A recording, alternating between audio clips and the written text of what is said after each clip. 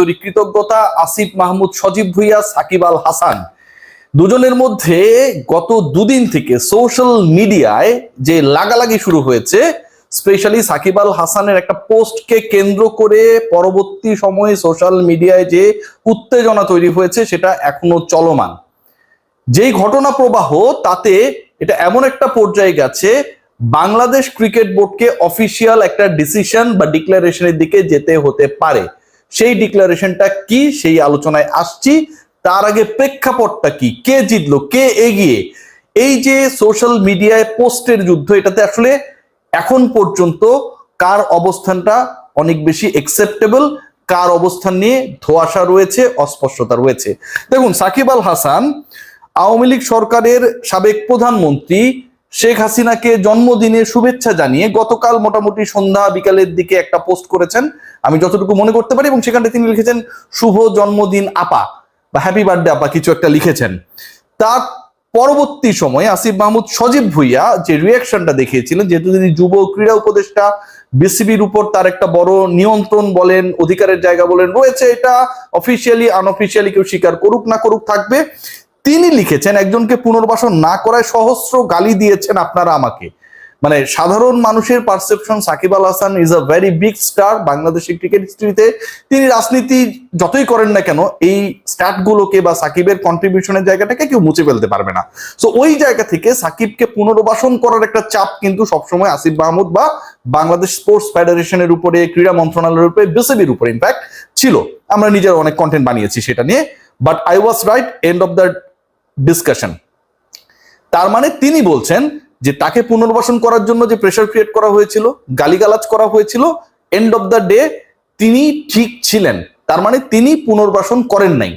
এটার প্রেক্ষিতে সাকিব আল হাসান, খেয়াল করে দেখুন, তিনি একটাবার ফেসবুকে স্ট্যাটাস দিয়েছেন, এবং সেই স্ট্যাটাসকে কেন্দ্র করে আমি যদি সাকিব আল হাসান স্ট্যাটাসটা যাই, সবচেয়ে বড় ধরনের আলোচনাটা ক্রিয়েট হয়েছে। সাকিব আল হাসান যে স্ট্যাটাসটা দিল, মানে আসিফ মাহমুদ, সজীব ভুঁইয়া যখন জানিয়ে দিলেন যে সবাই গালি দিল, আমি শেষ পর্যন্ত তাকে পুনর্বাসনের ক্ষেত্রে কোনো ধরনের প্রোঅ্যাক্টিভ ভূমিকায় ছিলাম না, তিনি বললেন যাক শেষমেশ একজন স্বীকার করে নিলেন যে তার জন্য আমার আর বাংলাদেশের জার্সি গায়ে দেয়া হলো না।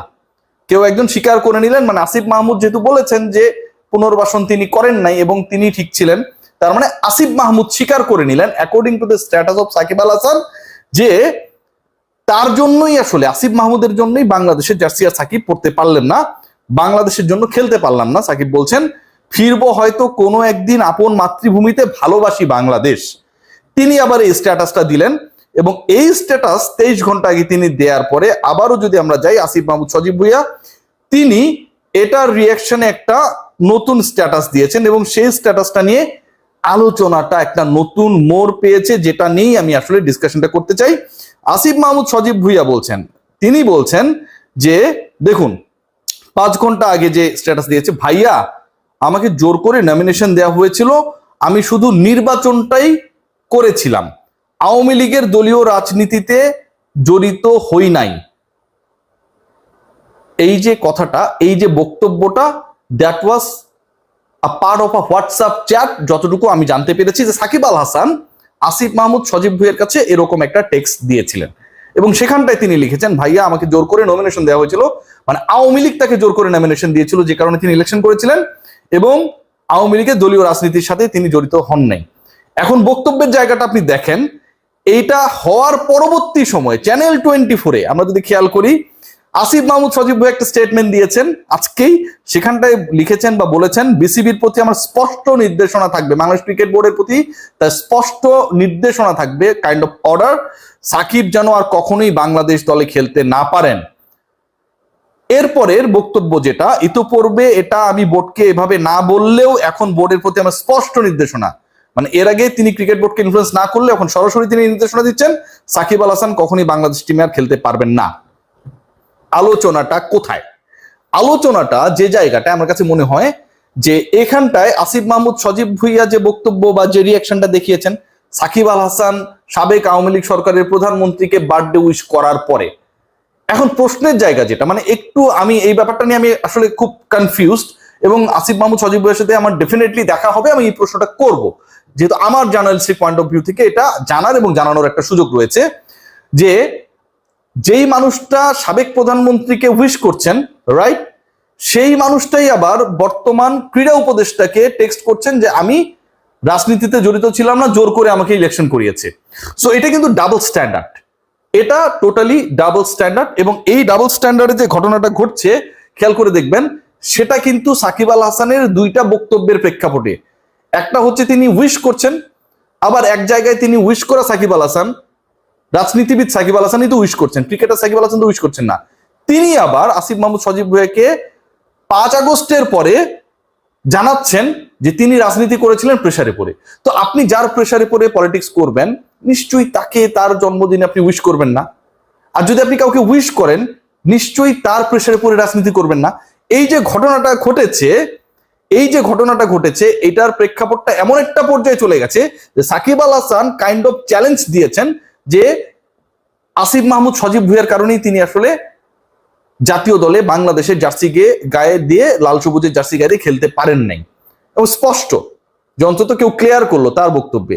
আসিফ মাহমুদ সজীব ভুঁইয়া এর থেকে স্পষ্ট করছেন আজকে যে আগে ক্রিকেট বোর্ডকে এই ধরনের নির্দেশনা না দিলেও এখন তার নির্দেশনা স্পষ্ট যে সাকিব আল হাসান যেন আর বাংলাদেশের হয়ে কখনোই খেলতে না পারেন। যে জায়গাটা ক্রিয়েট হচ্ছে এখান থেকে খুব ইন্টারেস্টিং একটা পয়েন্ট, সেটা হচ্ছে বাংলাদেশ ক্রিকেট বোর্ড একটা ইলেকশনের প্রসিডিউরের মধ্যে রয়েছে এবং এই ইলেকশনটা আর মাত্র 1 সপ্তাহের মধ্যে হয়ে যাবে। নতুন ক্রিকেট বোর্ড আসবে, আমিনুল ইসলাম বুলবুল সভাপতিত্বের দৌড়ে অনেক এগিয়ে রয়েছেন। সেই ক্রিকেট বোর্ডকে ক্রীড়া উপদেষ্টা যখন এরকম একটা নির্দেশনা দেন, তার মানে বাংলাদেশ ক্রিকেট বোর্ডের পক্ষ থেকে একটা অফিসিয়াল স্টেটমেন্ট এন্ড অ্যাকশন নিতেই হবে। বাংলাদেশ ক্রিকেট বোর্ড এরকম অ্যাকশন নেবেন কিনা, কারণ বাংলাদেশ ক্রিকেট বোর্ডের কেউই কখনো সাকিবের ব্যাপারে তাদের স্ট্যান্সটা প্রপারলি ক্লিয়ার করেন নাই। সেটা ফারুক আহমেদ হতে পারে, সেটা আমিনুল ইসলাম বুলবুল হতে পারে। এবং আমিনুল ইসলাম বুলবুল শুরুর দিকে বলেছিলেন তিনি ফোন ধরেন নাই, পরে তিনি বলেছেন মিসআন্ডারস্ট্যান্ডিং দূর হয়েছে, এখন আমার সাথে সাকিবের কথা হয়। সো যেই ক্রিকেটারকে নিয়ে সরকারের এরকম অনমনীয় অবস্থান, তার সাথে বোর্ড প্রেসিডেন্ট কথা বলেন, নাম্বারটা সেভ করা ছিল না দেখে তিনি ধরেন নাই, পরবর্তীতে তিনি নাম্বার কালেক্ট করে যোগাযোগ করেছেন, কথা বলেছেন। এটা কিন্তু আমার কাছে মনে হয় কিছুটা ক্ল্যাশি। মানে আপনি কোন জায়গায় রয়েছেন, আমিনুল ইসলাম বুলবুলের বোর্ডকে কিন্তু এটা প্রকাশ করতে হবে, প্রচার করতে হবে এবং স্টান্স নিতে হবে। ইদার সাকিবের বিরুদ্ধে তাদেরকে স্টান্স নিতে হবে, অর আগে যেভাবে ছিলেন সেই অবস্থায় থাকতে হবে। বাট সেটা থাকার সুযোগটা আমি খুব বেশি দেখছি না। এখন একটা এমন সিচুয়েশন ক্রিয়েট হয়েছে আমার কাছে মনে হয় যে ইটস লাইক যে আওয়ামী লীগ ভার্সেস এনসিপি বা নিউ বাংলাদেশ না, সাকিব ভার্সেস সরকার একটা পর্যায়ে চলে গেছে।